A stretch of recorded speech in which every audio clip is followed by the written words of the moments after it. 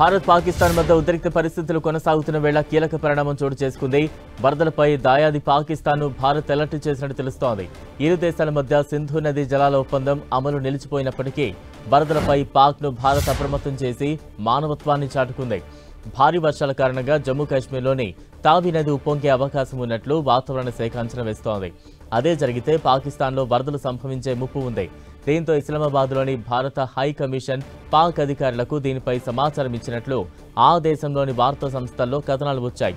అంతకుముందు ఇలాంటి సమాచారాన్ని సింధు నది జలాల ఒప్పంద కమిషనర్ పంచుకునేవారు.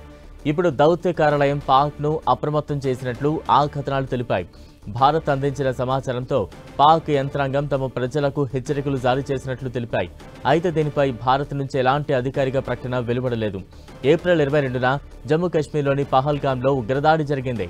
ఈ ఘటనతో దాయాదిపై తీవ్రంగా మండిపడిన భారత్ పలు కీలక నిర్ణయాలు తీసుకుంది. 1960 నుంచి ఇరు దేశాల మధ్య అమల్లో ఉన్న సింధు నదీ జలాల ఒప్పందాన్ని నిలిపివేసింది. మరోవైపు పాకిస్తాన్లో గత కొన్ని రోజులుగా భారీ వర్షాలు కురుస్తున్నాయి. దీంతో వరదలు సంభవించాయి. జూన్ 26 నుంచి ఇప్పటి వరకు 780 మందికి పైగా ప్రాణాలు కోల్పోగా మరో 1000 మందికి పైగా గాయపడ్డారు.